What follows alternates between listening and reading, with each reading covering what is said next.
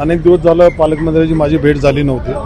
नेहमी जेव्हा सोलापुरात येते तेव्हा मी त्यांना भेटतच असतो. तर ते नगरपंचायत, नगरपालिका, अधिवेशन ते बराचसा कालावधी लोटला होता आणि योगायोगाने ते इथं आले आणि त्यावेळेला फोन केला मी की म्हणले आहे मी डागबंगल्याला जेवण करायला या, असं त्यांनी सांगितल्यावर मला यावं लागलं आणि नेहमीच येत असतो.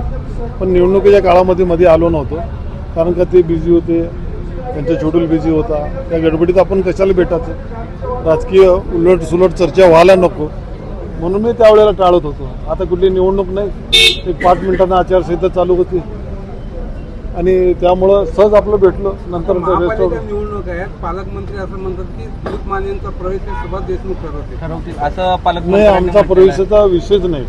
पालकमंत्री का म्हणले त्यांना प्रतिक्रिया काय दिली मी नव्हतोच आणि माझ्याबद्दल चर्चेचा तिथं विषयच येत नाही. माझ्यासमोर कोण बोललं नाही आणि मीही त्यांच्यापुढं आज विषय काढलेला नाही. आणि आपण नेहमी तेच बोलणं बरोबर नाही आहे की आपली पद्धत तशी आहे काम करण्याची. सर्वसामान्य लोकात राहत असतो आणि त्यांनाही माहीत होतं आहे की आता महानगरपालिका निवडणूक लागण्यावर माझी आवश्यकता वाटू दे नाही वाटू दे, पण मी आज विषय नाही काढला त्यांच्यापुढे. कार्यकर्त्यांची निवडणूक आहे, आपण कोणता पक्ष म्हणून ही निवडणूक? नाही, मी सध्या शांत आहे. मी कुठल्या पक्षाचा असं निर्णय नाही घेतला. मी आता आचारसंहिता लागतील, निवडणुकीची प्रक्रिया सुरू होती, त्यावेळेला कार्यकर्त्याचं परत विचारविनिमय घ्यावं लागेल ना ह्या स्टेजला. आपण त्यावेळेला घेतल्यावर आपण ठरवू म्हणजे आपण काय करायचं, भूमिका घ्यायची. आता नेते मंडळी सचिनदादा आहेत, पालकमंत्री आहेत, त्यांच्याबरोबर चर्चा झाली होती मागे 2 महिन्यापूर्वी. त्यानंतर मी त्या विषयाला हातच घातलेला नाही. पालकमंत्री साहेब आज माध्यमांशी बोलताना म्हणतायत की तुमच्या पक्ष प्रवेशाचा निर्णय हे बापू घेतील, बापू ठरवतील. म्हणजे आता पालकमंत्री एक महाराष्ट्राचे नेते आहेत, बापू पण एक मुरब्बी राजकारणी आहेत आणि त्यांना काय तर अडचण वाटली असेल म्हणून ते बोलले असतील की प्रदेशाध्यक्षाची भूमिका साधारणतः ते बापू निभावतील किंवा ते असं त्यांची इच्छा असेल. म्हणजे बापूला इनडायरेक्टली त्याने सांगितलं असेल दिलीप माने काय करायचं तुम्ही ठरवा म्हणून, त्याबद्दल त्यांचं मत असेल. पण माझं वैयक्तिक तसं कुठलं मला कुणाबद्दलही काय बोलायचं नाही.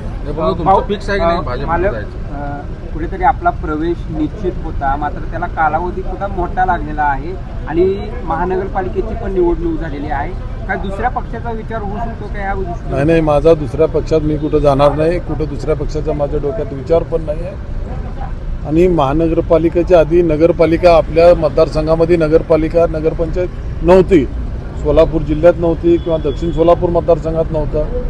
त्यामुळं आणि ते एवढा बिझी शेड्यूल असताना माननीय प्रदेशाध्यक्ष असू दे किंवा मुख्यमंत्री असू दे, अशा वेळेला आपण आपलं घोडं दामटणं बरोबर नाही आहे.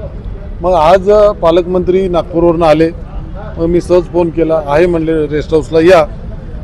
ह्या पक्षीय राजकारणामुळं आपण दोस्तीत दुरावा कशाला निर्माण करायचं आणि कुणाला न भिवून कशा डाग बंगल्यावर नाही याचं असं कुठं असतंय का?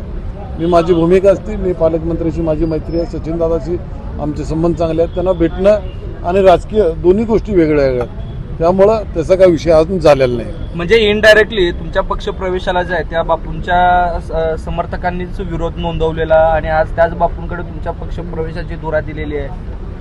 आता माननीय पालकमंत्री साहेबांनी कुठल्या हेतूने बोललं ह्याचं मला माहीत नाही. पालकमंत्री आहेत, त्याचा अर्थ कसा आहे, पालक हे त्याच्यासाठीच नाव असते आणि ते एक वेगळ्या पद्धतीनं भावनेनं म्हणले असतील की त्यांची हेतू चांगला असेल असं मला असं वाटतंय. पण मी ते प्रत्यक्षात नव्हतो. तुम्ही म्हणलाय त्याच्यावर माझा विश्वास आहे.